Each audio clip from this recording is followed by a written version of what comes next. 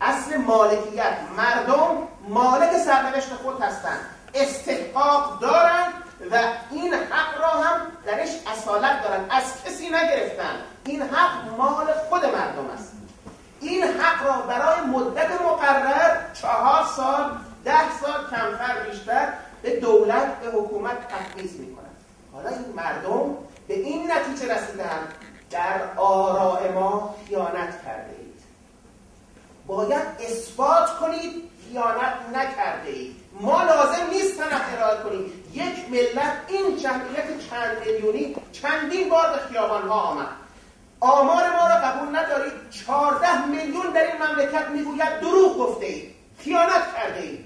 14 میلیون به رقم شما عدد کمی نیست. به نظر ما 19 میلیون 21 میلیون. اگر چنین است شرعاً و به لحاظ حقوقی شما باید اثبات کنید، نه ما. به علاوه ما الان وزارت کشور، شورای نگهبان و بالاتر از اینها هم مسائلی است را داریم متهم می‌کنیم و لذا میباید اونها از خود دفاع کنند، اثبات کنند که ما در امانت شما خیانت نکردیم. این جمله‌ای که در سخنان مقام محترم رهبری بود، 11 مگر میشود یا در 11 میلیون رنگ تقلب کرد. مهندس موسوی عیناً همین را ذکر می‌کند که استعجاب، تعجب کردن از این 11 میلیون را دلیل و اماره عدم تقلب گرفتند.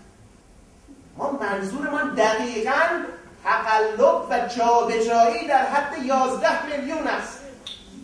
این مسئله کوچکی نیست و اگر اثبات شود مشروعیت این حکومت زیر سوال می‌رود. این سخن تنها من نیست، سخن مراجع و فقهای قم هم هست که اگر این ادعای مردم صحیح باشد این مشروعیت شما را زیر سوال می‌برد. بر این اساس شما میباید اعتماد سازی کنید. نمیتوان به شورای نگهبانی که خود متهم پرونده است شکایت کنید. کما اینکه 2 کاندید اصلاح طلب نرفتند. معناش این است که ما شما را به عدالت قضایی قبول نداریم. وزارت کشور خود متهم است و دیگران و بزرگترها هم در این زمینه هم اتهامی ندارند. این نحوه دفاع مطلق از دولت احمدی نژاد معانی فراوانی برای ما دارد. این که انسان رفیق 53 ساله خود را به کناری بنهد، استوانه انقلاب را به فرموده خودتان به کناری بنهد و فردی که به نظر ملت ایران این رئیس جمهور فعلی فردی متقلب، دروغگو و مزور است، اون را ترجیح بدهد جای سوال دارد.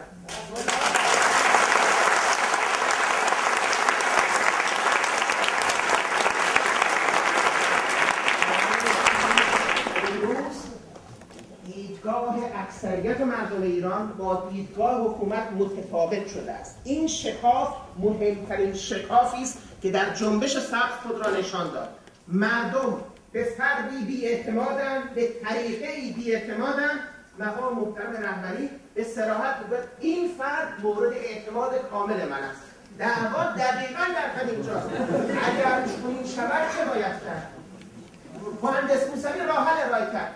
یک هیئت مرزی الطرفین بیاید، هم طرف شما او را قبول داشته باشید، هم ما او را قبول داشته باشید. او بیاید بین ما داوری کند. حکمیت معنایش همین است و اعضاش هم مشخص کرده. رئیس قوه قضاییه شما بیاید، دادستان کل کشور بیاید، 4 نماینده مراجع تقلید بیاید، نماینده از مجلس بیاید، نماینده کاندیداها بیاید، نماینده از مقام رهبری بیاید، بنشینند در این مسئله تصمیم بگیرند. با زور که نمیتوان اعتماد سازی کرد.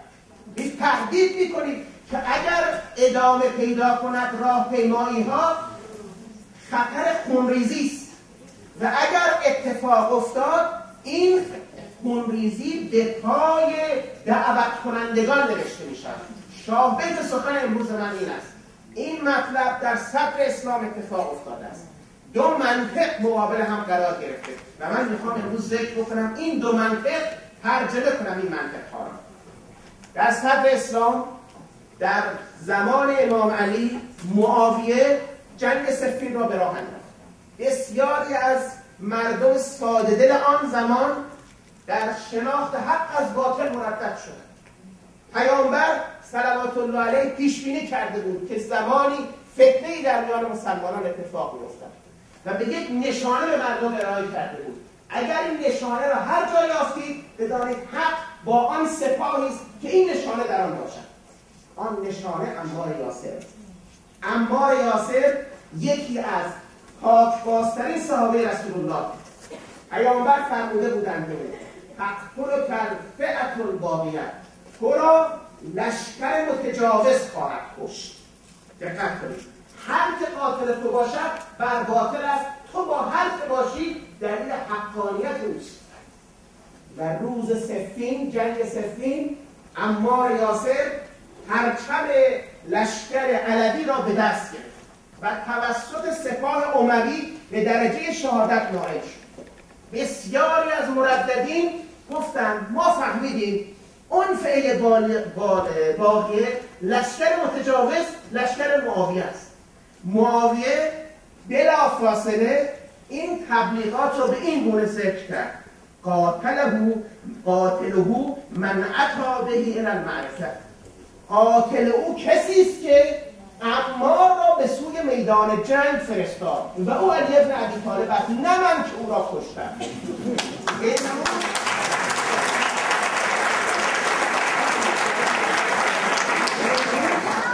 ادعا می شود هر کسی که عمار یاسرها را به خیابان خوانده است او قاتل عمار یاسرها.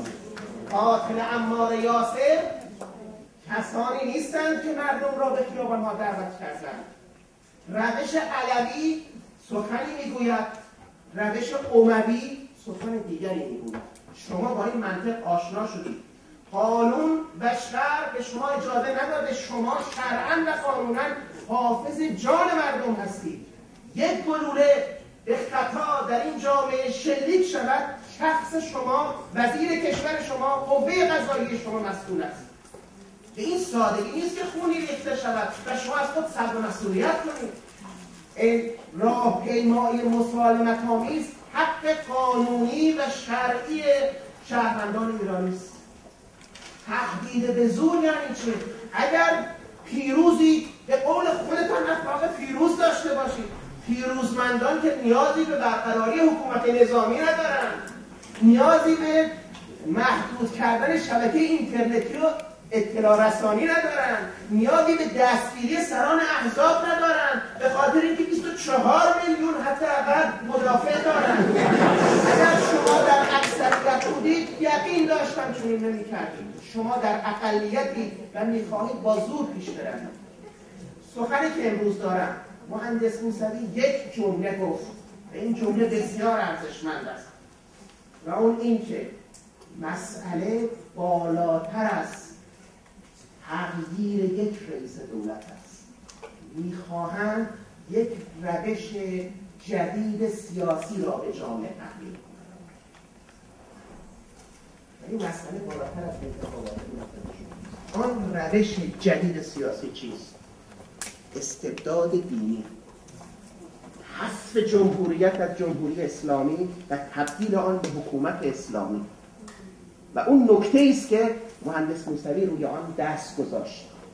نکته پایانی من، وقتم به انتها رسیده، فراوان است، زمان دیگر اون مطلب